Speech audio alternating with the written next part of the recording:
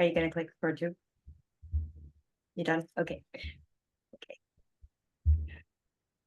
Hi, everybody. Welcome to another episode of Cosmic Heartist. My name is Karina Ganglani, and I'm your host. And with me today, I have one of my favorite people.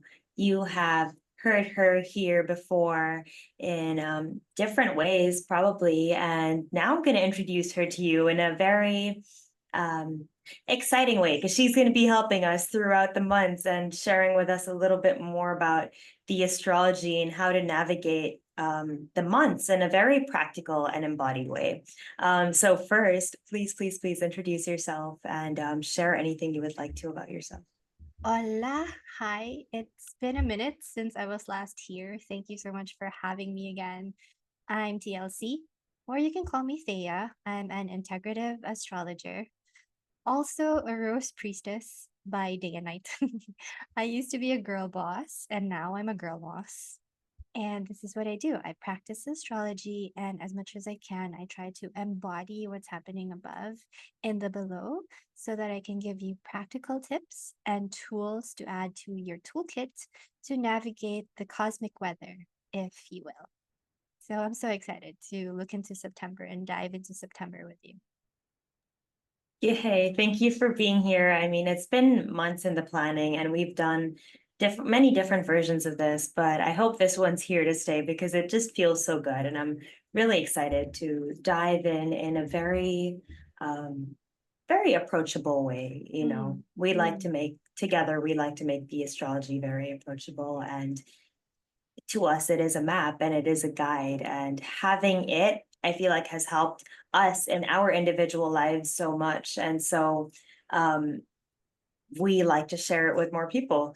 And so that is what this specific podcast or this specific format of podcast um, aims to do, just like kind of help everyone understand the astrology. Okay, so without further ado, let's dive in to September. Oh my gosh, it is, I'm looking at my calendar and it is an interesting month because as soon as we step in, mm. Pluto moves right back into Capricorn on September 2nd. So for everyone listening, the dates that we're going to be saying is based on Manila time. If you are in the US, it will probably be the day after. Um, but yeah, so September 2nd, Pluto has been retrograde. Pluto has been moving a dance forward, back between Aquarius and Capricorn. And Pluto in the most basic terms is transformation. It's birth, it's death, it's rebirth, right? And it's been in Capricorn and it's been in Aquarius, and it just stepped back into Capricorn for the rest of the year or until November. Mm-hmm. So Thea, what do you think about, first of all, for anyone that has no idea, what is Pluto? What is Capricorn? What is Aquarius? Why should we care? Mm-hmm. Um, Maybe a little background on that, and then what does this mean? Sure. So maybe we can start with Pluto. So Pluto is a transgenerational planet. It takes around 248 years to go around the sun, whereas, the Earth just takes 365 days to go around the sun. So when we talk about Pluto, it represents this slow decay. It teaches us deep time because this is a continuous transformation. Like um think of a log that fell on a forest floor and it's just slowly decomposing. It's that's the flavor of Pluto. It's long, it's deep, and it's a continuous transformation. So how we work with it is, like contemporary modern astrology would call Pluto as this lord of death or rebirth and transformation. Because again, it's this continuous evolutionary process that we all go through. And because it's a transgenerational planet, it not just affects us individually, it also affects society, it affects culture, it affects governments, it it actually affects the earth, the whole earth. Um, and so when we talk about Capricorn, Capricorn is this sign that is ruled by Saturn. It represents structure, it represents authority, it represents foundations, tradition, wisdom. It represents like elder wisdom. It's this old earth, deep earth wisdom. So you think of this slow decay with Pluto and this deep earth wisdom with Capricorn, put that together, we have this rebirth and continuous transformation of structures, foundational structures, beliefs, traditions, authority figures, and even tradition and lineage. And Pluto, we've been talking about this age of Aquarius because when Pluto moves signs, it takes like a year and a half for it to really move and settle into a sign. It moves in and out. And when it settles into a sign, it stays there for 10 to 20 years. Specifically, when Pluto moves into Aquarius, it's going to stay there for 20 years. So it isn't something as fast as, a year that can just go by in 365 days. It's 20 years that we are learning this evolutionary process that Pluto in Aquarius is teaching us. But before it takes us to Aquarius, it brings us back to Capricorn. So I think I'll stop there, and I hope I answered your question. How is it to you, and how do you work with it? So off the top of your head, do you remember the date ranges or the times that Pluto has been like moving back, forth, back, forth? So it dipped into Aquarius sometime March, April. I may be mistaken, but March this year, early this year, it dipped into Aquarius. So it's been giving us a preview of Aquarian themes and lessons. And what is Aquarius, right? It's a sign also co-ruled by Saturn, but it has a lot to do with technology, has a lot to do with frequency, has a lot to do with information. If Capricorn is the root of the world tree, consider Aquarius is this as the mycelial network, like the yeah, like the thinner strands beneath the earth that connect all the root systems together. And it's more frequency, it's more vibrational than it is tangible, solid. And Aquarius isn't actually a water sign. It just a lot of people mistake it for a water sign because the glyph is that of a water bearer. But Aquarius is an air sign, and it's a fixed air sign. That's why it has a lot to do with technology, frequency, and vibration, and spreading of information. And then it's moving back into Capricorn, so it dipped into Aquarius March, and it's moving back into Capricorn retrograde tomorrow. No, 2 days from now, on September Yeah, 2. yeah, on September 2nd. But was that the first time in March? I think it's been happening longer, right? But is it just me? No, it has been happening, I think, for the last couple of years. Last Yeah, year. because it's been okay. Last year, it was happening a couple of times. And I guess even though we don't know this exact dates, just honoring that we have been feeling this. We have been feeling this call of like ancestry and lineage and Mhm, traditions and coming back to old school stuff that used to work. And mhm, then we've been feeling rebellion mhm, and being like, no, this is the way to go. Like, let's go to cryptocurrency. Let's start making use of technology more. Let's start, changing the way we do things in a way that's I want to say that gives humans more time. Something I've been trying to do lately is just reframe AI technology and everything that's coming with Aquarius, because these are things we're going to have to get used to.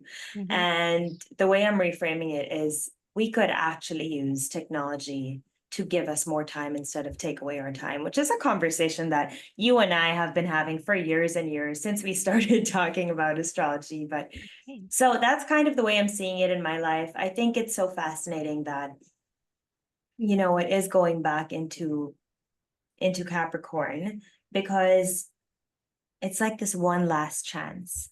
It's like this one last chance to ground in deeper into our bodies and to let I don't know why the word decay that you said is just like stuck in my mind. So it's like letting those old bodies, that old traditions, those old beliefs like decay, like allowing them the slow rot, the slow death, because it has been in process. And through the rest of this year, finally being like, okay, the last of it, like, let's get rid of the last of it, but let's also integrate the last of it, right? Because as we're releasing anything, we're also bringing in things. And Mm-hmm. with Pluto, it's so much about the cycle. Mm-hmm. And so another thing that I've been feeling into with all of this is like the cycle of a woman, the cycle of Mm-hmm. the earth, you know, the cycle Ooh. of nature, how Mm-hmm. nature takes its course whenever the heck she wants, and she doesn't Mm-hmm. use her mouth, she uses whatever she can get access to. So that's kind of what I'm feeling with Pluto and moving back into Capricorn. Now, the next day on September 3rd, we have the new moon. And the new moon is in Virgo at 11 degrees and 3 minutes. And it's going to exact Philippine time at 9:55 a.m. Ooh. What do you have to say about the Virgo new moon first? And Mhm. then the Virgo new moon happening the day after Pluto moves right back into Ooh. Earth. First off, just allow me to honor how you brought Mother Nature and her cycles, because it really has a lot to do with the earth teaching us about deep time, and also honoring how, both of us have been talking about time. And I feel like this Pluto retrograde going back into Capricorn is again teaching us about time, especially as time is just really going on a tailspin, and it will, as we further along the decade. I mean, a lot of people are talking about quantum leaping and leaps and quantum jumping and all that things, and I think we can feel it more viscerally now, what quantum means, what it is to be in different dimensions all at once. That's Pluto and Aquarius for you. And for a new moon, which by the way ushers us into eclipse season, because the full moon of that new moon or that new moon culminates in a partial lunar eclipse. But of course, more on that later. Um, it brings us back into our bodies and into strategy, because Virgo, also an earth sign, likes strategy. It's the small, minute details that reminds us that everyday living can be sacred if we want it to be. And it's also a reminder that, you know, life is a ceremony, but then somehow with the structures and the conditionings that have been, um, that we have inherited or that is being perpetuated in the world stage, the sacred is forgotten. But then we are also feeling that slowly, slowly, the sacred is coming back and being remembered.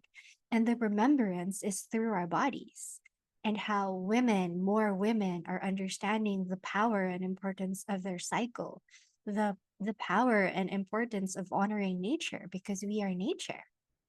And so having that new moon right after Pluto goes back into Capricorn, this is, to me, it feels like an invitation to everyone to re-strategize the foundations and the structures that support or do not support how we intend to make our everyday life sacred. What are these things, the everyday things that we can devote ourselves to? How can we make time work for us instead of us working for time? How can we, imbibe and infuse even like the most minute and mundane task with some sense of devotion and sacred ceremony? That's Virgo to me. It can be slow also, and it can be deep because it's intentional. So how can we move with more intention? How can we move with more purpose? And tying that together with all that earth signs, what foundation, structures, daily habits, routines can we put into place to support our most thriving living existence, like day-to-day existence? How about you? So today I was journaling about how I feel like I up leveled. Mm, And I don't know when it happened. And now it's about making my tangible world. Actually, my tangible world is already reflecting it, but now it's about showing up in that up level. And Mm. that's what I feel about the Virgo new moon. It's that all of us have actually up leveled in some way or another. Our tangible, our physical life, it has up leveled. Like, even if we're in pain, you know, even if it's with grief, even if it's with sadness, we have up leveled in some way or the other. And so I feel like around this, like, especially the day that we're recording this is the day after Mercury station direct. And so I think we're starting to see things. I think for so long we've been trying to manifest, we've been trying to pray, we've been trying to anchor things in. And I feel like we're finally starting to see a bit of it. And Mm. if we can see the bit of it that already exists, we can create even more. And so this Virgo new moon, to me, including everything you said, is also about how can we be grateful for what has already manifested? Oof. Because if we can't be grateful for what is already here, how are we ever gonna even appreciate what's to come, you know? Mm. Mm. Powerful. Wow. So that's a bit of what I am moving through and understanding with this Virgo new moon. Of course, also about, you know, I love how you said making time work for us. And I think it's just becoming aware, like, what is the life that we're trying to create? And we've been asking this a lot in many different ways. Mm-hmm. But now it's getting more real.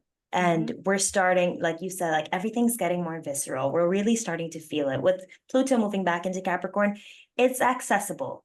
It's physically accessible because once it moves back into Aquarius, I feel like it's all about frequency, right? It's all about the energetics of it. But while it's in Capricorn, instead of being like, damn it, we're back, it's back in Capricorn, how can we be like, oh my God, wow, another chance? Right? Aren't isn't that what retrogrades are? Just another chance. So these and then the next day is powerful as well. These like the second, the third, the fourth, and the fifth actually has something going on every day.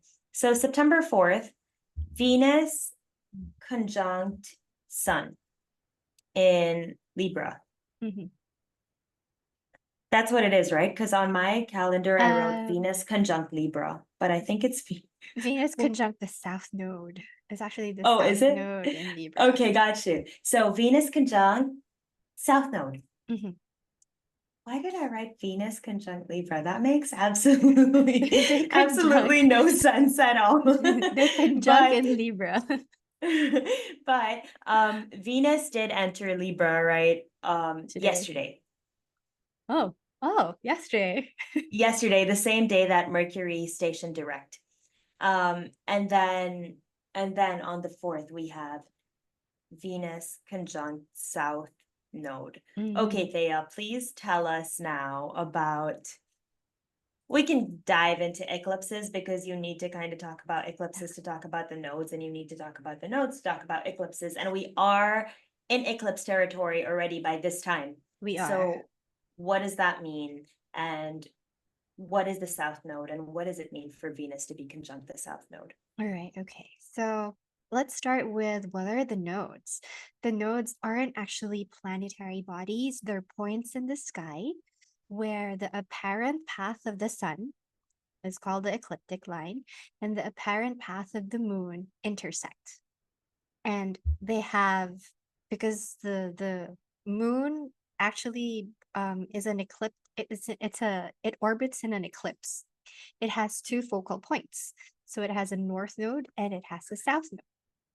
And these nodes of fate, when the sun and the moon, or when we have a lunation that falls in those points where the intersection of the path of the sun and the path of the moon join, we have eclipses.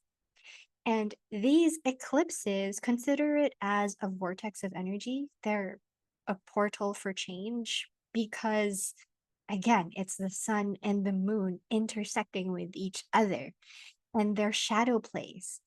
And every time there's an eclipse, there's a blockage, but also there's just a portal between the sun, the moon, and the earth opens. That's an energetic speak.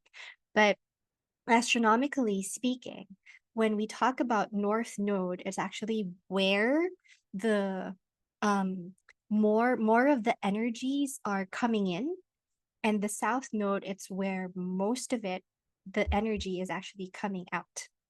So when any planetary body conjoins with the South Node, themes are around releasing, karmic closing, just ending of a bond. Whereas when it's a North Node, where any planetary body intersects or conjoins the North Node, it's a coming into, it's a beginning, it's a learning, it's more of um what is this word? It's where energy congregates, where you move towards it, whereas the South Node, it's a leaving behind. So these are karmic points. In evolutionary astrology, these are karmic points. If you believe in past life, the South Node can have something to do with your past life, and the North Node can be something to do with your Dharma this lifetime. But with a planet, especially Venus, who is the ruler of the South Node, and the South Node right now is in Libra, and the North Node is in Aries. When these guards, we call it guards, change signs, it's another evolutionary theme for a generation, as it is individually, for us to step into. So the themes of the axis of Libra and Aries has a lot to do with the relationships, where Aries is me being independent, I am, Libra being me being with the other, I'm not, but codependent. What relationships, what karmic relationships are you really needing to complete right now? Especially we have Pluto, right? The days before, we just had Pluto coming back, going back into Capricorn. So with your day-to-day foundational structures, you are always in relationship with not just people, you're in relationship with everything. So what bonds are you needing to close now? What karmic loops are you needing to end? This is a big one. This is a big opportunity for us to really step in and lean into new relationship dynamics that are actually more in support of who this I am. And you said you've leveled up. And I think everyone in some way, shape, or form has leveled up. What relationships now can you um can you can you give more focus? Can you give more attention to? Can you integrate more so that these relationships can be more of your chargers than actually can more charging than draining, because South Node has a lot to do with draining and exhausting energy. That's what's coming to me. Yeah, and just on that line, it's choosing the right mirrors in everything. Like Mm, choosing the right people as mirrors, choosing the right colors as clothes as mirrors, mm, choosing the right plants as mirrors, because with Libra, it's all about mirrors. So how can we just choose mirrors that actually honor who we are and where we're trying to go, rather than mirrors that say instead of having a mirror that's someone that's living in martyrdom. Do you know what I mean? yeah. Like, how can we be very intentional, like you said about the new moon as well? Like, how can we be intentional about the mirrors that we're surrounding ourselves with? Because, like you said, we're codependent and um, with everything. It's funny. I recorded an Astro 101 yesterday, which I haven't posted yet, but I recorded an Astro 101 for this podcast. And I read my journal entry from May 17, 2019, which was the day that I was talking to myself about how astrology makes sense and how astrology's got to be real. Mm-hmm. And that day I wrote, everything is codependent. And when I say that, I don't mean people are codependent with people. I mean the planets, the plants, the animals, the Mm, insects, the air, everything is codependent in this universe. And that's me as a Libra rising. But then of course now as well, like with Venus being in Libra and with this placement happening on the 4th, we're all feeling it, right? mm, We're all mm, just feeling, yeah, we're all just feeling it. Okay, so then the next day, the 5th, Mars moves into Cancer. So this is going to be an exciting week. I think it's going to be a lot going on, and we need to make sure that we are grounding. We are getting our feet on the earth. We are taking our time with our routines that set us up for good days, because otherwise it could look overwhelming, as it could, just like, when we fill our physical days with so many meetings, so many hangouts, so many everythings, we get really exhausted. I think Mm, similarly, when there's that much going on in the sky, maybe we don't know why we're exhausted, but we just feel a bit overwhelmed. So if you are feeling overwhelmed, know that this could be why, not as an excuse, but as an invitation to rest. Take more time for yourself and mhm. flow with the current. So Mars moving into Cancer on the 5th. What do you have to say about this? Well, traditionally, Mars doesn't like Cancer. It's in fall in Cancer because the sign opposite of Cancer, Capricorn, is the sign of its exaltation. What it means is just it's not a comfortable Mars. So if we've been feeling for the past 2.5 months this sense of, oh my gosh, there's just so many thoughts around the ether, there's so many possibilities, there's a lot of information exchange that's happening, there's a lot of knowledge that's being acquired, it's because Mars has been in an air sign, it's been in Gemini.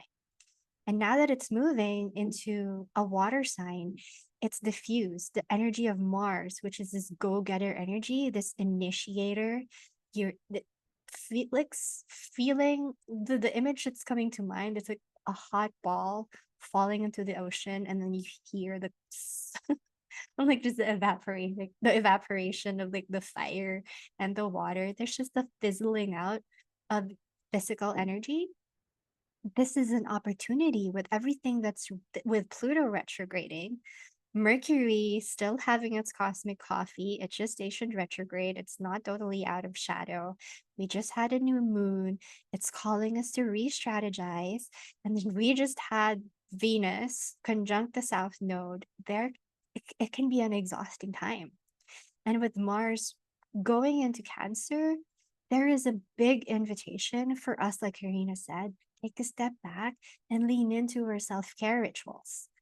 What can we do every day to help us be more centered and grounded amidst all the swirling energy that's coming up?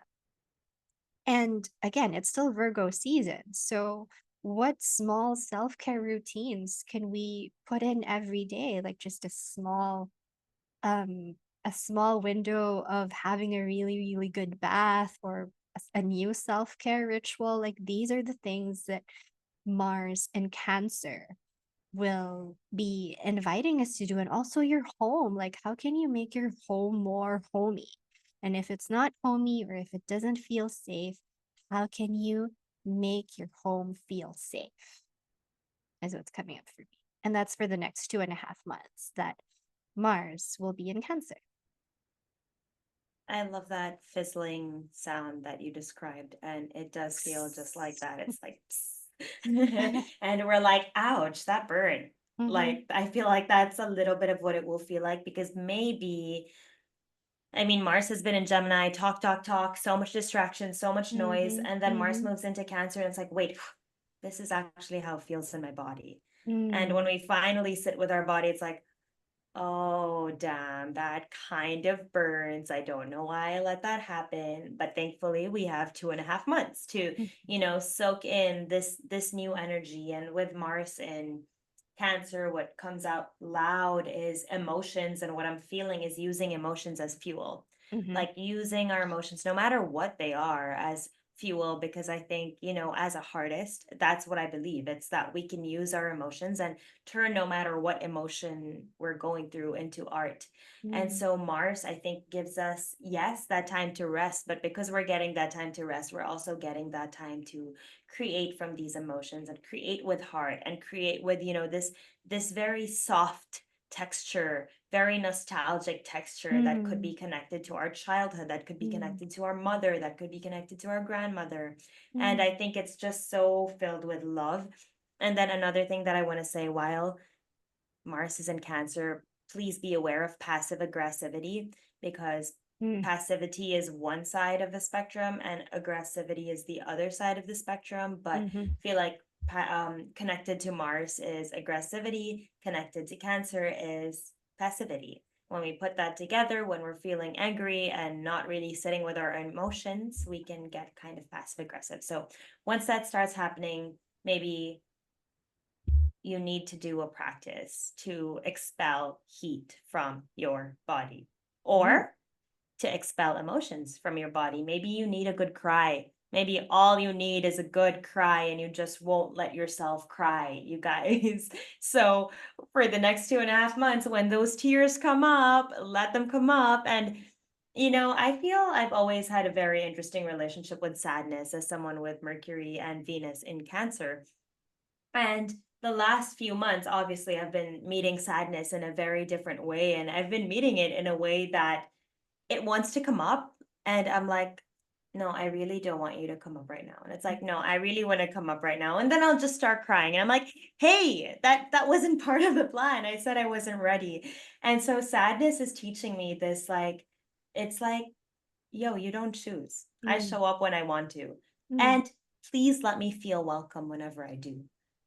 And that's so fascinating for me because Nabs, my husband, has Mars in Cancer. And so me saying that just made me be like, oh my God, maybe that's exactly what it feels like for him. So, okay, that's a bit of personal stuff. So let's move back into the astrology. On the 8th of September, we have Sun opposite Saturn. Sun is in Virgo, Saturn is in Pisces. Oh, wow. Okay. How does it feel? And the moon that day is in Scorpio.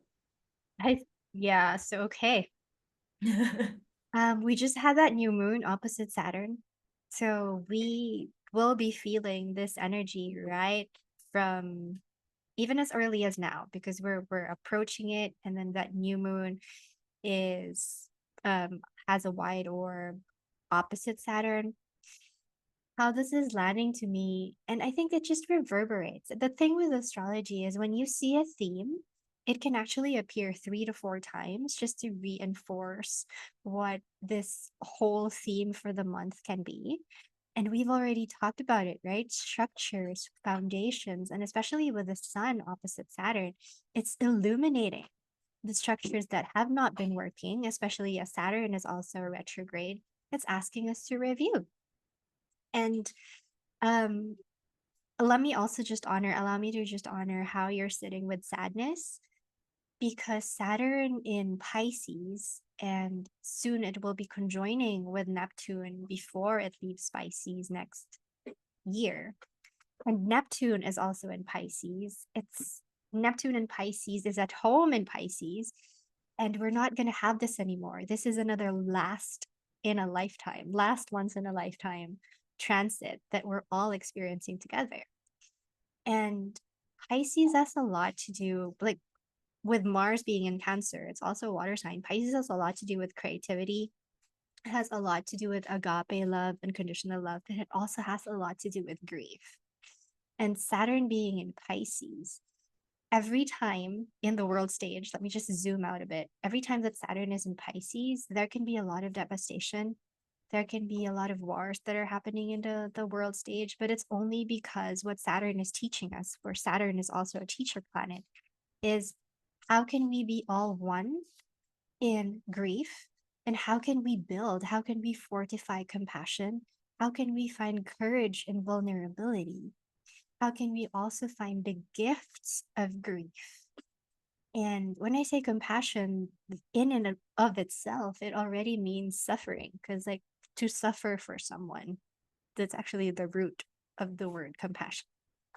And so, Saturn in Pisces is teaching us compassion through suffering, and it's a huge grief portal for a lot of us.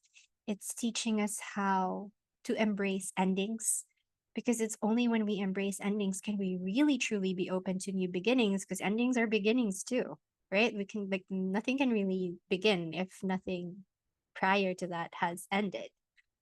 So there's this embracing the both end. And I think this has been huge also. Like, how can we be sad but still functional? Like, how can we actually be sad, be both sad and happy?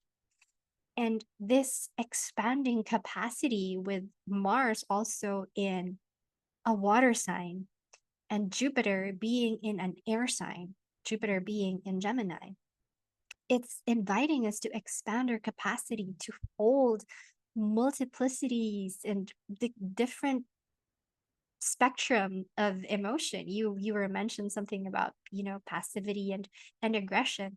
It's in the same spectrum. So how can we hold, even like totally opposing forces, but still find grounding and still find footing?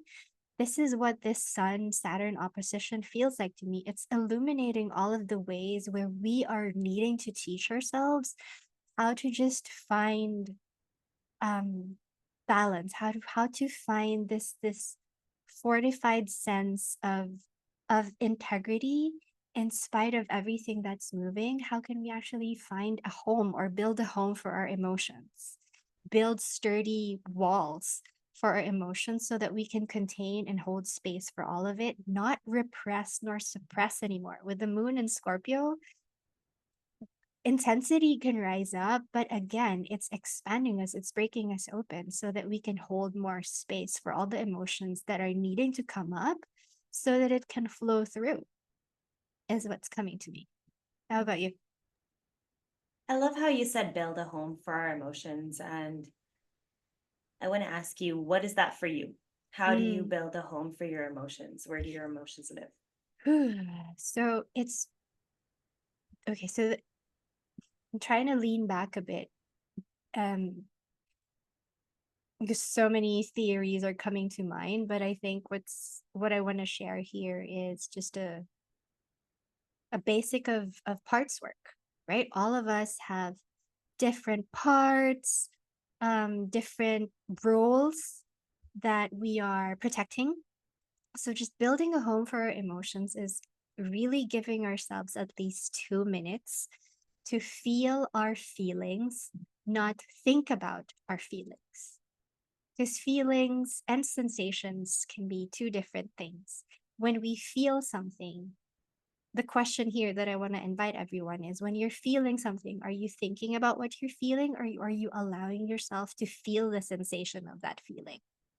If you're thinking about the feeling, you're not building a home for your feeling. So building a home is allowing your body to feel the sensation of the feeling that's coming up. So for Karina's story a while ago, she was sharing about sadness, just allowing yourself 2 minutes, that's 90 seconds at least, for your body to discharge, to fully feel the feeling and allow it to discharge.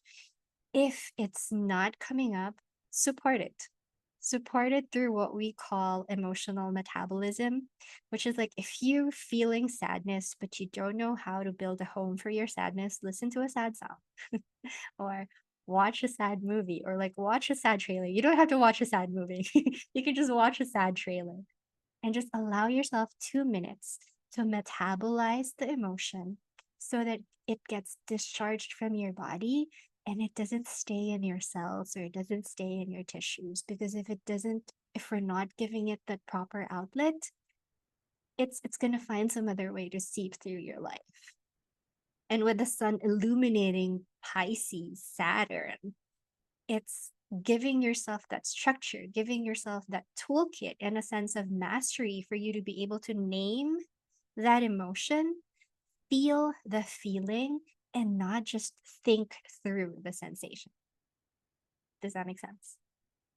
Yeah, so everybody that listens to my podcast and that's listened to the last few episodes, this is a message for you because I've talked about this. I talked about it, feelings being 90 seconds in the last episode.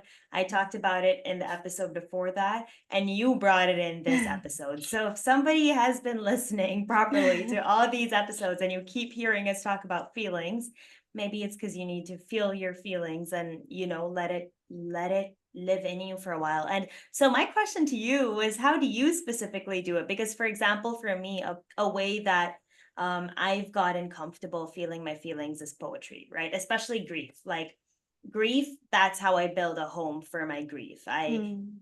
begin with one line that feels so real and so true and obviously so painful. And then I just like dive in head first and allow it to unravel. And yes, it takes tears and yes, it takes sadness. But at the end of it, I'm like, oh, wait, I built a home for it and I can go live in that home whenever I want. Mm-hmm. So, what is one of your ways of building a home for any emotion? I'm a proliferous writer. I write a lot. I can't even count how many journals I have. I have a journal for Venus. I have a journal for Mercury. I actually have a journal for many different things. So that's one way that I can actually turn thoughts into tangible things. If it's too much, if it's such an overloaded emotion, again, I allow myself that 90 minutes to feel through it. And an additional discharge is writing it down and then burning it. But for me as a soul, like a garden tender, I really like going into the garden and just co-regulating with plants, co-regulating with nature, and cooking. Cooking to me is such an alchemizing, transformative gesture of, like allowing my body to chop vegetables, like all these movements that's required with cooking and allowing fire to transmute that's me trying to make a home for my feelings. And also with someone with a lot of signature, like Pisces signature, I have my ascendant conjunct Neptune, so it's a lifelong lesson for me to build a home for my emotions, essentially, because it's a lot of emotions. So that those are the things that really help me. Journaling, um also, yeah, drawing, art, cooking, doing things with my hands, and naming my feelings so that I can express it properly. Awesome. Okay, so that was us talking about Mercury and Virgo, right? Yes. Okay, so next coming up, and thank you for sharing that. I love that. And I love that you have a journal for every planet. That is intense. So last year, I think it was, I kept three different journals. I kept, yeah, I don't know how you do it, girl. Last year I did one plan book, one poetry notebook, and one journal, and it got way out of hand. And I came back to just one journal because that's a lot. No, I can't. Like, and it gets full. Like it gets full. What can I I say? mean, and you track the cycles of the planets, and I think it's important to be able to, like, when you are as deep into astrology as you are, it's important to track the way Mm, these planets show up in your own body, especially considering the cycles that they're going through. right, right. Okay, so coming up next on the 12th of September, we have Sun square Jupiter. So Sun is in Virgo, Jupiter is in Gemini. And so Sun is squaring Jupiter, and that is actually the same day that Mercury comes out of shadow. Mm-hmm. So, what shadow means is that Mercury was moving through degrees in Virgo and Leo that Mercury had already moved through during the retrograde. Mm-hmm. And now on the 12th, Mercury will begin moving through new territory again. So, on the same day, Sun squares Jupiter. What does this feel like and mean to you? So it feels like having just gone through that Saturn opposition, and with Jupiter being the planet of beliefs and truths, what's coming to me, and the sun, the moon has moved into Capricorn. What's coming to me, what's landing to me when I see the chart is more of, okay, now that we've built a house, or at least we're learning how to build a house for our emotions, how can we now build foundations for our dreams? How are we supporting our, how is our day-to-day reality supporting our fantasy? And how are we actually allowing our fantasy to charge and ground our reality? And with Jupiter is actually in exile. So traditionally Jupiter is in exile in Gemini. So what that means is it's not a happy Jupiter, because Jupiter rules the sign opposite Gemini, Sagittarius. And when Jupiter is in Gemini, it just feels like there's so many possibilities and a scattering of energy.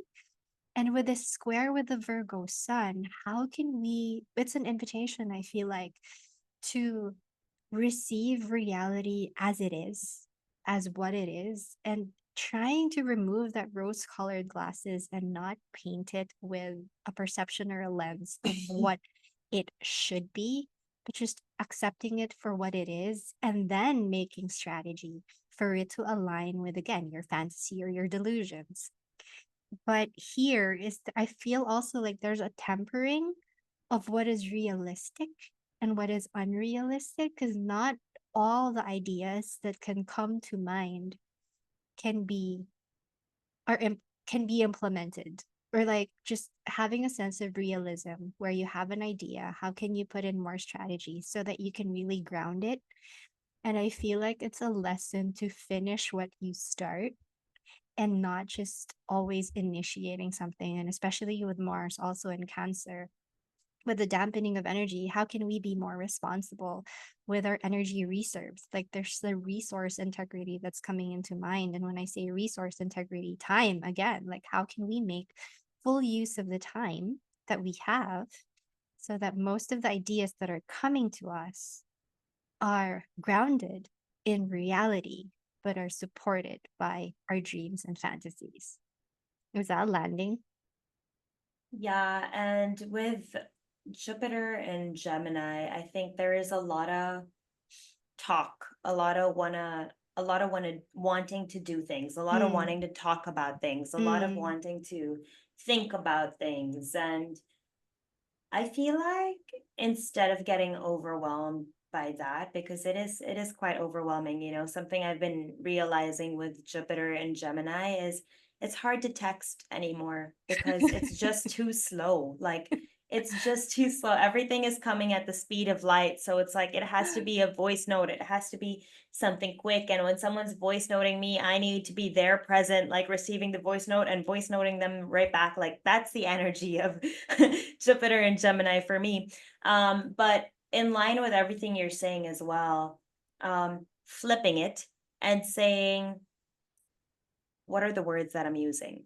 Because the words that I'm mm, using are what's creating my reality. mm, So if I'm mm, trying to create a reality, but thinking that it's like fantastical, then most likely I'm not going to be able to create it. So how can I use like the words that I really want to create my reality with? Because with the moon in Capricorn and with the sun in Virgo, we are able to create, manifestation. That's where it comes in. Earth signs, we're able to ground it in. So how can we just be a bit smarter and like you said, temper how quick we're going after things, temper the words that we're using, temper the conversations that we're having, and then maybe there will be like more excitement for ourselves to kind of keep going for it, or maybe not even excitement, maybe then we feel more accountable because we mm, haven't shared a glimpse of it with people, so now we have to work really hard to get to the final outcome so that we can finally share that with people. I don't know if mm, that makes sense. mm.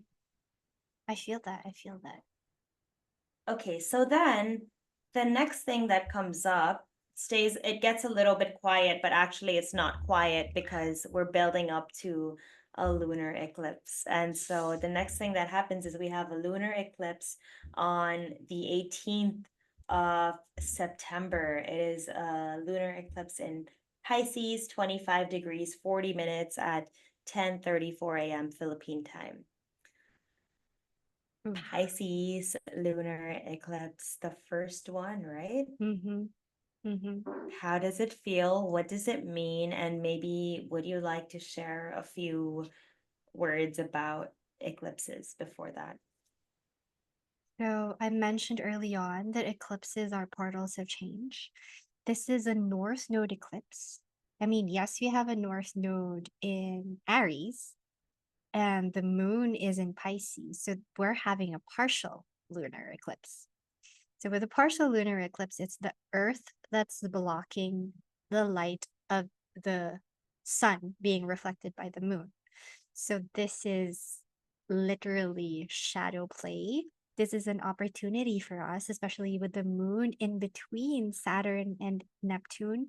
Traditionally, this is called a besieged moon, where the moon is being eaten up by the energies of Saturn and Neptune. So there is an intensity of emotions and feelings, and a feeling of getting lost or getting confused question, like existentialism, all that deep stuff. But keeping it light, how can we, since we already like the days leading up to this, if we did that invitation from Karina, what words are we using to create our reality? How might we go back to our journal and reflect, like use this time, this besieged moon time, like instead of allowing the emotions to besiege us, how might we just work with the energy and take a step back from day-to-day reality and have that reflection, like what is my dream life and what is real life looking like? Where is the gap? Now, what strategies can I put into place so that I can minimize that gap between my dream life and my reality? If the gap is already slim to begin with, how can we use this time to even dream bigger? But if the gap is huge, how might we use this time to connect with our intuition and to connect with the subtle realm to get what we call quote unquote downloads, or like to connect with the divine of your understanding? And um meditation, I feel like, is a good practical tip for this day. How might we apply sadhana? And sadhana is like a daily devotional practice. What daily devotional practice can we commit to with this partial lunar eclipse? And eclipses, the energy of eclipses can go through for 6 months. So what's happening this month will reverberate and will be in that vibration, will be sitting in that vibration for the next 6 months. So how might we use that time to connect with art? What new mediums of expression can we actually play around with or experiment with? Like, it's still, I think, supporting that theme of building a home for your emotions.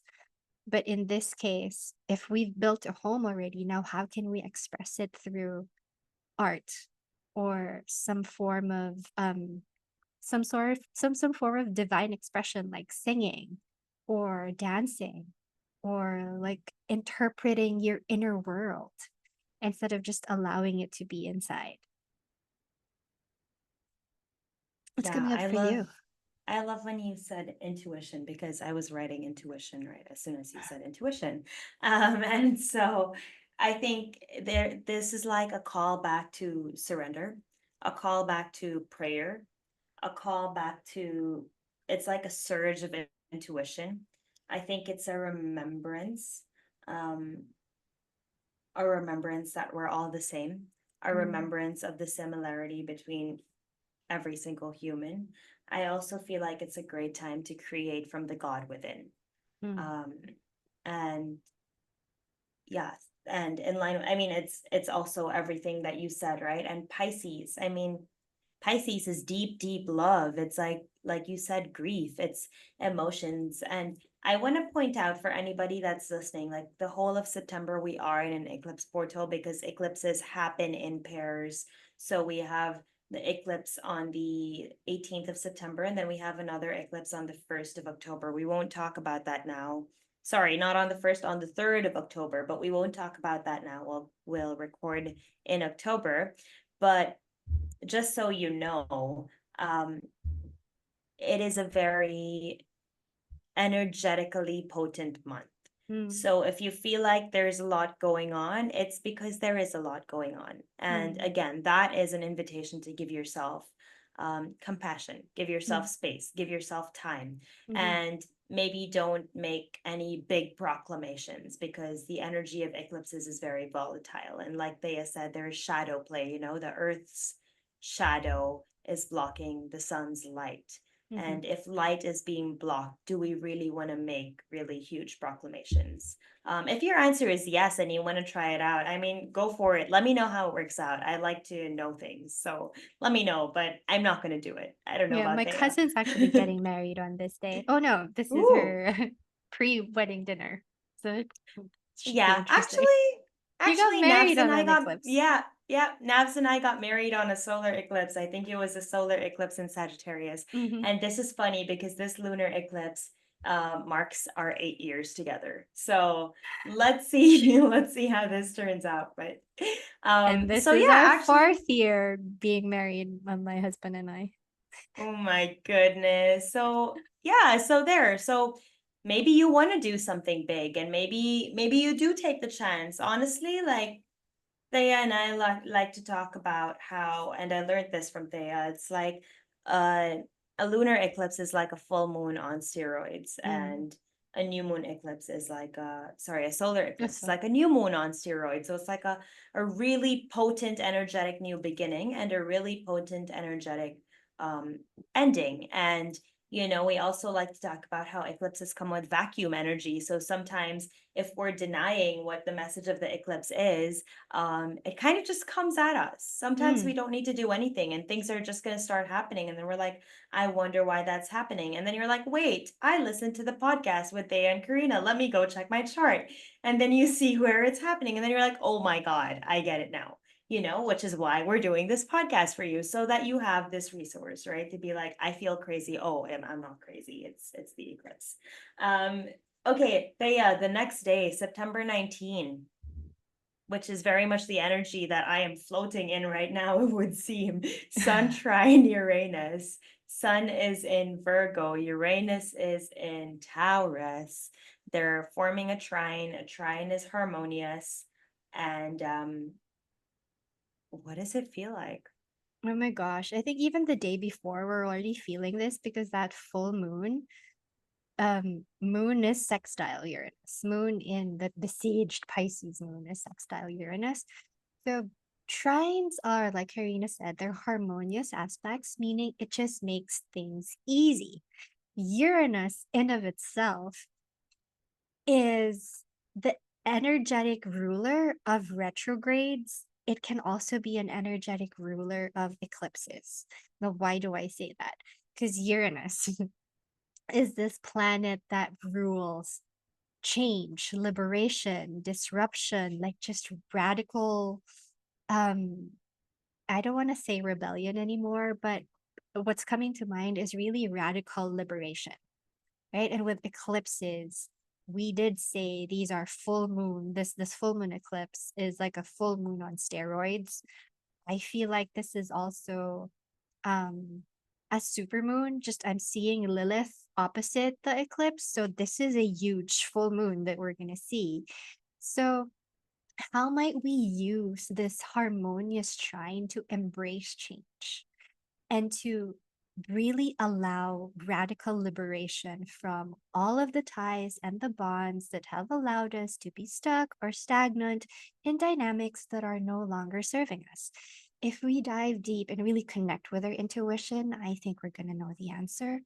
And this moment in time, this portal window of time just gives us this lean back energy to widen. I always give this exercise, embodiment exercise, because a lot of people say like lean in, right? Like lean into the change, lean into the da, da, da, da.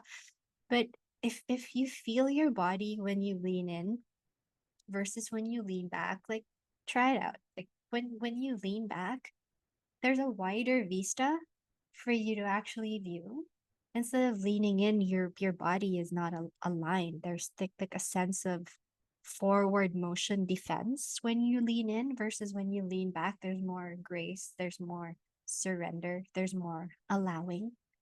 So I think here, how can we lean back and look at things from a bigger perspective and embrace the disruption that's happening in a sense that it's allowing us to be free and liberated from the past because we are all being asked to innovate how we move forward. If that's making sense. What is Yeah. sense? And also, yeah, what is sense? And also, like, I'm getting this energy of being wise with how we use our body and being wise with how we train our body, Mm, and training our body that we can do hard things. I think that's an amazing thing to do while the sun is in an earth sign, because it mm, reminds us of muscles, of bones, of like, we can do hard things, we can carry heavy things, we can do hard puzzles. And in Virgo, like there's so much criticality, there's so much, but it's not perfect. Mm, But mm, with Uranus and Taurus, how can we be like, I don't care that it's not perfect. I created something. Look, I created something. You know, like I think we don't credit enough how freaking cool it is that we are capable of creating things mm, out of nothing. Out of nothing. Like I did a podcast with Paula few episodes ago. She's an acrylic painter, and I was like, where's my painting? Oh, I was like, it all just starts with this, and different artists like turn this into totally different things. And how freaking cool is it that we have imaginations that can do that, right? And that we have hands that can do that, and that we have bodies that can carry that out, which is already taking us into the 21st of September, which is when Sun is opposite Neptune at 29 degrees. So this is the anaretic degree. This is a big degree. I actually wanted to skip this, but then I was like, wait, but they're happening at 29 degrees. So we do need to talk about this. But mm, mm, I also feel like part of this is that it's honoring that we can imagine things and then create them. We can, and what we can do, I mean, it's an opposition, right? So what we can do is we can get overwhelmed, be like, oh my God, this sucks, it's not perfect, and then start talking crap to ourselves and then fall into victim mentality. mm, Or we can be like, hey, I'm going to use my imagination and I'm just going to create whatever comes. And mm, whether it's perfect or not, it's art.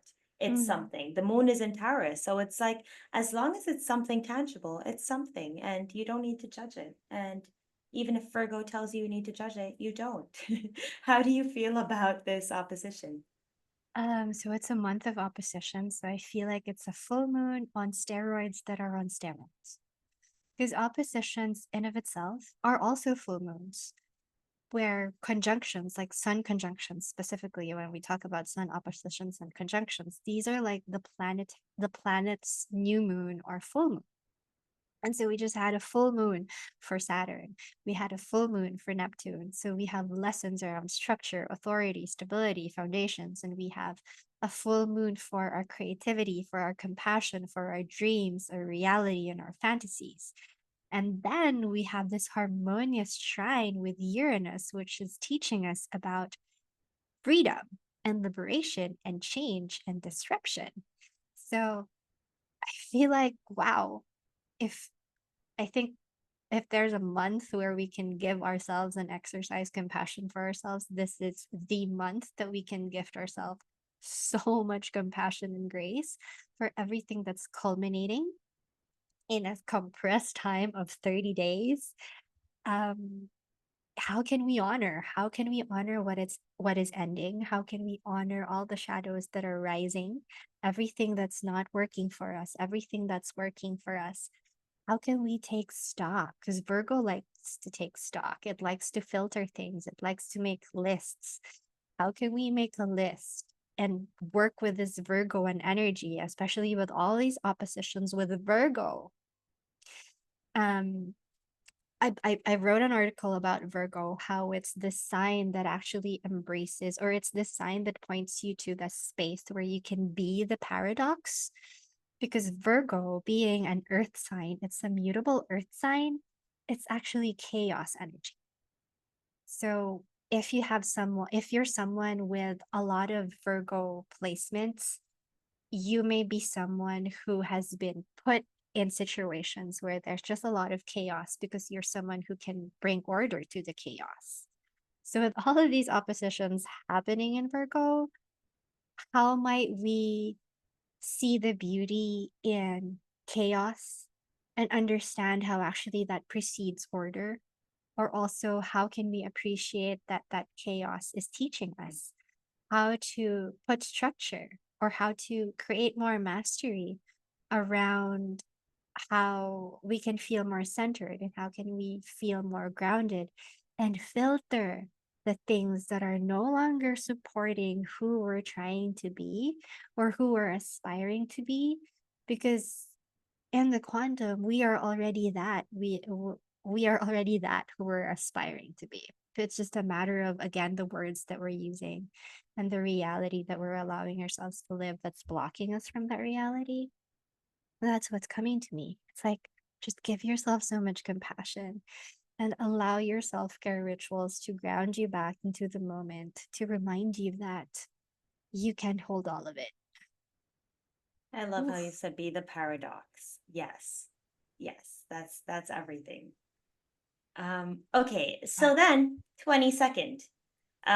We're just zooming through this because I think it's been an hour and I mean, we want to make this bite-sized, but we also want to give you enough information. So, I mean, if you want to listen to it in portions, listen to it in portions, but we will give you what we have. So we'll go on with September, September 22nd. So that was September 21st, September 22nd, Sun trine Pluto, again, 29 degrees, right? Sun is in Virgo, Pluto is in Capricorn.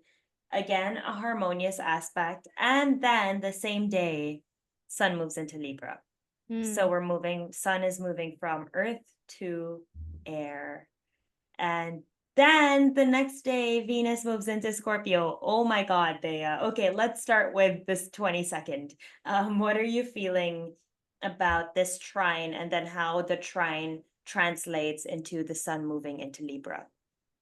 Maybe more than the trine, let's focus on like the 29-degree. So we did mention that full moons are culminations, right? And eclipses are like the full moon eclipse is like a full moon on steroids.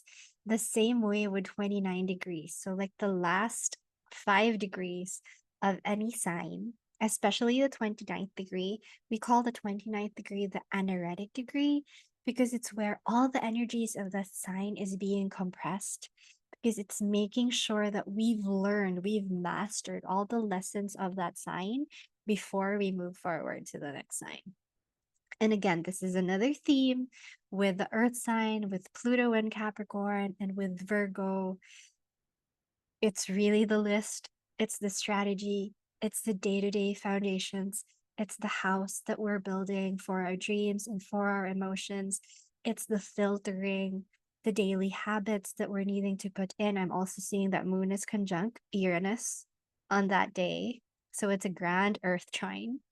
And the word that's coming to mind again is resource integrity.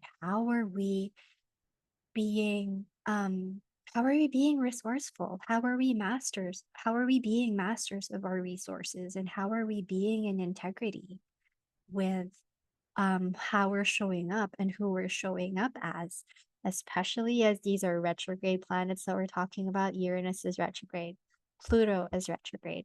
There's a lot of inward energy that's coming to me. It's it's a going within time and allowing yourself, again, it's the lean back. Like I'm looking at the chart and what I'm getting here is just like lean back, lean all the way back, and be aware where you're leaning in. And where you're leaning in, maybe that part can reveal to you where you're actually afraid, and allow that fear to teach you lessons how you can be more brave, how can you be more courageous and open up to just lean back.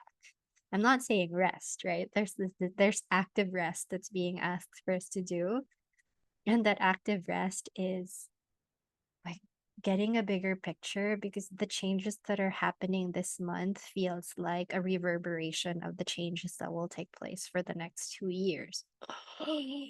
Huge. That's that's really big. Huge. That's really, I also love how you're looking at the chart and I'm just looking at, a calendar with dates because we're getting two different perspectives of, what's going on. I'm not really seeing anything other than the main aspect that's happening and you get this whole view. So it's so cool. And you did say Uranus is retrograde. We did not point that out. My apologies. I did not bring that in. On the 1st of September, Uranus stations retrograde. And what that means is it just turns Uranus's energy inward. and Pluto is retrograde. Saturn currently is retrograde. So it is kind of retro season. I actually enjoy when the bigger planets are retrograde because it Mm. feels like there's not a lot of pressure to produce and to get things done and to do things in a certain way. And I personally have Saturn retrograde in my natal chart. So I feel good when Saturn is in retrograde, and I feel like I'm actually able to be more productive because like Saturn is on my speed rather than me like running after Saturn being like, hey, wait, let me get on. Right, right. Which is pretty much the story of my life. Okay, so the same day, Sun moves into Libra, and something that came to me before I would love for you to go deeper into Sun and Libra is it kind of feels like Pluto and Sun are switching spots. Like Mm. Pluto was in air and Sun was in Earth. Now Sun is going to air and Pluto has gone to Earth. So there is still this grounding, there is still this home, there is still this tangible like energy going on, but it's decaying tangible energy going on. Yeah. So it's like it's interesting because then it's about becoming aware about what we're okay with decaying and what we need to keep, what's Mm. important to keep in our lives. Okay, so Sun moving into Libra. I love Libra. I have a Libra rising, and Libra is all about, balance and beauty and, awe and appreciating the beauty and diplomacy and harmony and mirrors and relationships. And Thea, how do you feel about the sun moving into Libra? Are you excited, or are you like jiving or like excited while the sun is in Virgo? What's more your vibe? I'm actually excited for this because Sun will be conjunct my midheaven and my Juno on 0 degrees of Libra. And also in galactic astrology, this is conjunct the super galactic center, which is just a point in the sky that opens up to like thousands and thousands of other galaxies. So this is a galactic point. This is also called, I am forgetting what it's called right now, but when sun hits it's a world point. The sun is moving to a world axis or a world point because it's moving to 0 degrees of a cardinal sign. And cardinal signs are Aries, Libra. Why am I spacing out on cardinal signs? But Aries, Libra, Capricorn, Cancer. thank you so much. So when the sun hits the 0 degrees of any cardinal sign, it activates the world point or a world axis. So what this just means is like something can happen in a world stage that's huge, especially sun moving in there. It's illuminating something that we're needing balance as a species. And I think all of us have some idea what this balance is calling for us in some way, shape, or form, different levels for individuals. But sun moving into Libra, sun is now answering to Venus. And while Venus is in Libra for the rest of September, we are actually being taught by Venus, our love language, how to be more Libran, how to be more graceful and charming. But now Venus is moving into Scorpio while Sun is in Libra. So we can use like the first 23 days of September to learn or really like allow our relationships. I think you mentioned mirror earlier, like allow our relationships to teach us, show us the mirror. Like I think you said this earlier. And with the sun illuminating this air sign, now how can we embrace more charm? How can we embrace more beauty with everything that's ending in September? Here we are now being given an opportunity for this new solar cycle to find what balance means for us. How can we, like, what does harmony even mean for us? But for me, Libra, I always say this, Libra is intimacy, allowing others to be, like you said, a mirror so that I can see more into me deeper. And with Scorpio there, with I mean with Libra's ruler, Venus, being in Scorpio, how might we strategy is still a theme that's strong in the chart. How can we be our own detectives and use the mirrors, like use the reflection to build on the list of what we're supposed to be working on so that we can be more balanced for this new solar season that's happening? That's what's coming to me. So I'm thinking about the energy of Sun being at 0 degrees Libra and Venus being at 29 degrees Libra on the same day. And for you guys listening, if you hear us like talking about the same things and you're like, hey, they just said that, it's because the archetypes stay the same always. But it's when a different planet moves into the archetype, it's that planet that adopts that archetype's flavor. So it's like when Venus moves into Libra, then it's more about our worthiness, our values, our relationships being more, Libran. But when the sun moves into Libra, then it's more like overall identity, ego, everyone's feeling more Libra. So it depends on the sign, and the themes are pretty repetitive, but then it's interesting to notice the patterns and the themes within them. Like I just mentioned, like sun being at 0 degrees of Libra, and then Venus being at 29 degrees of Libra. And sometimes I just like to give them identities in my head. And so I'm thinking like sun's like, oh, hey, I'm here at the party. And then Venus is like, oh, I'm done with this. I'm done. Like, I'm done being in my own sign. I want to go deep. Like, Mm, I want to go play. I want to go to the underworld. I want to be mm, sultry. And so it's so fun to just give them personalities and be like, oh, wait, okay, now Venus is getting ready to go down and dirty and, getting ready to take a whole new identity while the sun is like, hey, I'll step in for you. I mm, got you. mm, I'll keep the relationships grounded. I'll keep the mirrors set while mm, you go deeper. Right. And this brings us to September 23rd when Venus moves into Scorpio. And Venus is all about our values and is all about our worthiness and pleasure and beauty and sensuality. And I know you'll probably say it's exile. What is it called in Scorpio? Because it rules Taurus, right? And so Scorpio is opposite Taurus. And so I guess Scorpio doesn't really like being in Venus. And a lot of times I don't like to understand the astrology that way because I feel like we kind of like to be everywhere if we want to. mhm, It's mhm, like if it feels like a comfortable setting, then Venus is okay in Scorpio. But if it feels like then Venus is like, no, I don't want to be there. But of course, like going back to traditional astrology, we do consider that just so that we understand a flavor of how they're going to behave. mhm, All of this to say, Venus being in Scorpio to me feels like allowing ourselves to get more vulnerable. First with ourselves and then with other people. And Scorpio doesn't like to be vulnerable. Scorpio oftentimes likes to celebrate other people because Scorpio is part ruled by Mars. So they'd rather like put you up and hide in the shadows. But with this Venus in Scorpio, I feel like it's such a gift to go deeper into the homes that we've built for our emotions, mm, like create a basement. mm, And while Venus is in Scorpio, hang out in the basement mm, and go deeper into the house, like create another basement. And I think, like, first of all, when we allow a house for our emotions, that's so graceful. Like mm, creating a space for us to hang out, like imagine little energy like hanging out there. An emotion. What is an emotion? It's energy in motion. Just a mm, little piece of emotion being like, hey, I'm hanging out in this house.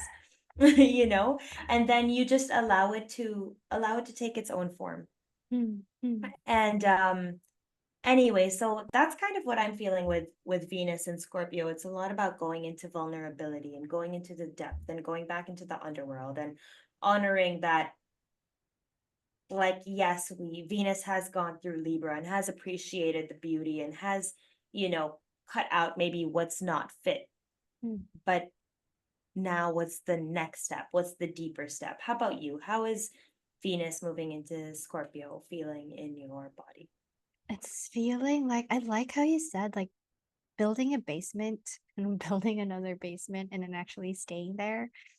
I That's the image that came into mind. And also because Scorpio and Taurus, that axis has a lot to do with our securities or lack thereof, security and insecurity. And I feel like Venus being in Scorpio and that ruler with Sun in Libra, it's allowing ourselves the space when we hang out in that basement to understand how those insecurities can actually show us how we can build more layers of security and worth. Right? I mean, it's a month of endings and it's a month of culmination and it's a month of strategy. When we embrace those insecurities, we are seeing the light of the others of the spectrum. And it's with Mars in Cancer, that courage in being vulnerable enough to ask for help and admit to yourself that yes, okay, these areas of life I am feeling insecure. How come? Why is it? How can I court these insecurities so that it reveals to me new layers of security and worth that I didn't know were there before? That's what's coming to me. And I think once we get comfortable hanging out in the basement, then we'll be able to hang out in the living room as well. Eventually, once we're like, okay, I'm comfortable here, I feel safe here, we can go one floor higher and one floor higher. And then when someone rings our bell, we're able to open the door rather than be like, no, I'm in the basement. Somebody let them in. Do you know what I mean? Right. Like, it's so much fun giving them personalities because then it becomes a story and our minds are just able to grasp them Mm-hmm. so much better rather than being like they're these giant floating balls that are somewhere in space. So then on the 26th of September, Mercury moves into Libra. So here we go, right? Now they're playing, right? Sun went into Libra, Venus went into Scorpio. Mercury is like, hey, I'm coming into Libra too.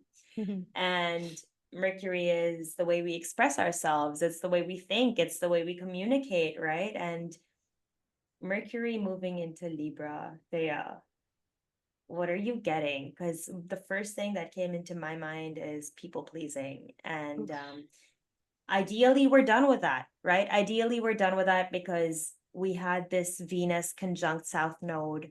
And, we've had Venus in Libra. We've become kind of aware of what our worth is, like what are our values. So instead of this becoming people pleasing, maybe it's what is it? Maybe it's speaking from a place of knowing our worthiness. Mm-hmm. Maybe it's only speaking to people that are determined to understand us rather than being determined to prove our point to people that are determined to misunderstand us. Mm-hmm. Mm-hmm. Mm-hmm. What else are you getting? So feeling into the chart, what I'm actually getting from the theme is it's Venus first, and then the sun follows, and then Mercury. So it's like our heart leading us into new territory, and then our being, and then our mind follows, or our lower mind follows. Is that landing? Like, is that description landing? So Yep. I think this month we have this opportunity to really allow our hearts to lead. And then as we follow our hearts, our whole being follows, and then the mind follows through with the strategy. So I think this also supports how we said earlier. How can we listen deeply to our intuition? Because this is it, like our hearts giving us the keys and like opening pathways for our being to follow. And then our mind follows suit with routine and new patterns. And with this Mercury being in Libra, there's a lot of other planetary dances that it had to do. Like it had to trine Uranus, it had to trine Pluto. So there's a transformation of thought and perception. There's a disruption of some sense of like thought patterning so that new patterns or like new neurons can form into place. And what's coming to mind is like, I don't know if you see this on Instagram, like this video of two neurons like just trying to build a bridge and connection with each other. That's what's coming to mind with what's happening. It's Venus coming into there first, so allowing our feelings to bring us into being, and then our mind follows through with the patterns and the thought. And there's this one thing that I also just want to share because this blew my mind when I was going through this embodiment coaching seminar thing. For the longest time, like for ages, what I learned through personal development is beliefs um make up our thoughts, and then our thoughts create our emotions create our actions. We left out the body. It's the body that's feeling the feels. And because of these feelings and the environment from which we allow our bodies to be in contact with, the proteins in our neurons create the chemical charges that actually create the emotions. The emotions create the thoughts. So it's kind of just like blew my worldview in so many different shapes and pieces. And so I think that's very Uranus and Taurus, just allowing your thought forms to break down so that new thought forms can form. But I think like just going back to Mercury being in Libra, how now are we being like, I think this is everything that's piling up from one and another. It's we talked about balance, and we talked about relationships. We talked about strategy, and we talked about structure and building a home. But I feel like as we end September, it's more of how are we listening to our hearts and allowing what our hearts are trying to tell us to lead us into joy, because then we can create new thoughts and patterns that will give us harmony because we are following joy more than, being pressured, and then joy is an afterthought. So that's what's coming to me. Joy should never be an afterthought, I feel like, ever, Always, ever, ever. ever, ever. Because I feel like that the like we get to have hope that we're gonna have joy again. Mm, And the mm, second that joy becomes an afterthought, maybe we also kind of just lose hope. mm, And I mean, with Mercury and Libra, I think there's a lot of space for hope. mm. Also, with all of these placements, I think with Mars and Cancer, so much space for hope. With Pluto moving back into Capricorn, there's also a lot of space for hope of what's to come. So there's a lot of hope around this, even though it's like a busy month filled with endings and filled with culminations. I think there's also a lot of space for hope, a lot of Always. space for creation, a lot of space for joy, a lot of space for love. And so we talked about Mercury moving into Libra on the first week of October.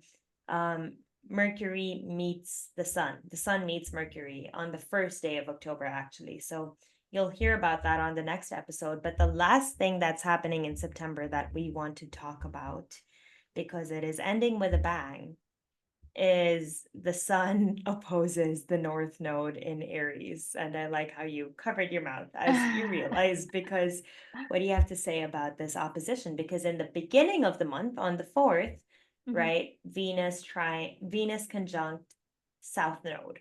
And now we are here. And when Venus conjunct south node, that means Venus was opposing north node. mhm, And so now here we are with the sun opposing North Node. So Sun is in Libra, North Node is in Aries. mhm. How do you feel? Yeah, and I'm also seeing a bunch of stuff, which I think I'm just going to mention because it's going to build into how I'm delineating the energy. So, right, we're building into Mercury Kazimi. So, that's the exterior conjunction that's like completing this Mercury cycle that opened us with Mercury being in Leo. And that's also opening us into eclipse season. That Mercury Sun is trine Pallas in Sagittarius. So Pallas is also trining the North Node in Aries, and the North Node in Aries is opposite the South Node in Libra, which the Sun is about to meet. That's why on October, the first few days of October, we're having that Libra eclipse. What's coming to me is now, how might we review? How might we allow our intuition to give us wisdom and strategy to filter which relationships are not giving us the freedom to truly express who we are, or the relationships that don't give us the freedom to create new pathways of expression, um, and just innovate and initiate new pathways of expression for ourselves. Like, I think we mentioned this already. Like, this month has a lot to do with breakups and shakeups and endings. But with this North Node Sun opposition, there's silver lining. Like we talked about hope. There's some new beginning that can start here. Like uh, a new relationship that's waiting to be initiated. But with sun illuminating North Node, it's like, how can we be more brave and follow the path that we know is unique for us, even though it's not something that society or your current relationships are understanding or supporting. With Pallas and Sagittarius, there is deep wisdom and intuition that we can actually tap if we acknowledge that we are wise enough, because we are. Like, we are fractals of the divine. So when we allow ourselves to access that part of us, that then we can really tap into that deep wisdom that's in ourselves, in our body. And that's the flame, that's the spark that can actually lead us to initiate pathways that have never been created before. I mean, North Node and Aries, we've never been here before. So how can we be our own muse? How can we be our own leader? How can we be our own authority and be brave enough to be that? Like, I'm there's a sense of loner energy here, but only loner because we're meant to innovate unique pathways for us while we're being in community. So with that sun in Libra is, how can we find that balance where we're honoring our need to be independent creators, sovereign creators, but we're also honoring that need to be in community, is what I'm getting. How about you? What's coming up for you? So I know on this day the sun moves from Leo to Virgo, but at the time of the opposition, where is the sun? I mean the moon, sorry. The moon is in Leo. Still in Leo through the opposition. Yep. Okay, so I love that because you said this loner energy to like create, and that's what we get with Leo as well, this visionary expression, this authentic expression. And I love how you pointed out like it's somewhere we haven't been. And I like to think of when the nodes are involved, I like to think of quantum leaps. Mm. And so with the sun being opposite the north node, I think there is such potential for a quantum leap, if we're constantly going after relationships that are keeping us small. This is a great day to switch the flip, Mm. to flip the switch rather, to switch the flip. This is a great day to like, flip the script completely and just change it up and choose differently. The other day, or I think it was today.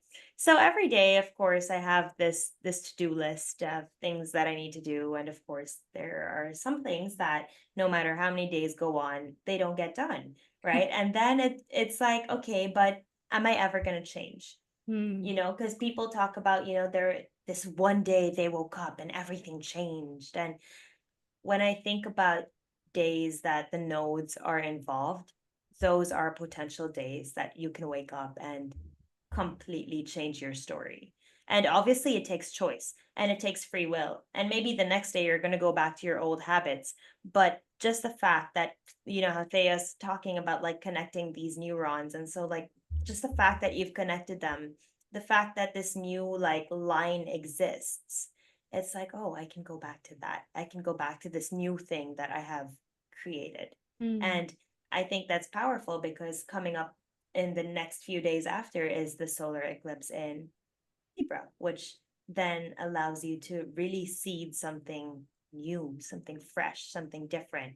Mm-hmm. But we'll get to that next month. Okay, so we've spoken about so much. Do you have anything that you would like to say to round this up? And if you were to describe September in 3 words, what would it be? Strategy, compassion, art would be Hmm, my favorites. I love And it. to wrap it up, can't reiterate this enough. Like, just allow yourself so much compassion, spaciousness, and grace. to lean back and witness everything that's happening for you and trust that it's all happening for you rather than happening to you. Yeah, I think I want to end there. What's your 3 words? Ooh, my 3 words would be relationships, culminations, Mm, and visceral. visceral. I like visceral. I like visceral. Those are my 3 words. Okay, everybody. Thank you for being here with us on another episode. Thank you so much, Thea, for sharing time, sharing space, sharing definitions, and going deep with me. I know we said we would snorkel, but I think we snorkeled and then we dove deeper. And Oh you my know, that's gosh, just that how was we are with each other. snorkeling. Okay, that was snorkeling for you guys. We hope you enjoyed our snorkel adventure, and we'll see you in October.